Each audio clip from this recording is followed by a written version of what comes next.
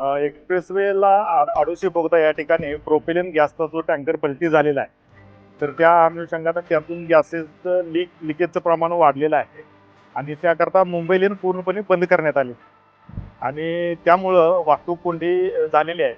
तर पुणा लेनची जी बाजू आहे ती पूर्ण खालापूर टोल प्लाझा इथपर्यंत वाहतूक कोंडी गेलेली आहे. जी पुण्याची बाजू आहे तर ती पूर्णपणे 10 ते 12 किलोमीटर लांब गेलेली आहे वाहतूक कोंडी.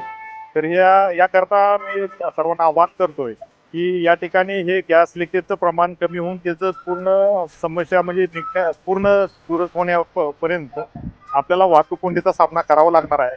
याकरता मुंबईला जाणारी जी पुण्याहून जी वाहतूक आहे ती जर तामिनी घाट मार्गे जर मुंबई आणि त्याचसोबत इकडून कर्जत मार्गे थोडक्यात जर मुंबईला ठाणेकडे जर वाहतूक चालू केली तर निश्चितपणे त्याचा फायदा होणार आहे आणि शक्यतो या ठिकाणी वाहतूक कोंडी आणखी थोडे तास चालण्याची शक्यता आहे. NDRF टीम आणि त्यानंतर इथं जे अपघातग्रस्तांच्या मदतीसाठी जी टीम आणि त्यासोबत BPCL टीम हे तिन्ही टीम या ठिकाणी कार्यरत आहेत. त्यांच्याकडनं शर्थीचे प्रयत्न चालू आहेत.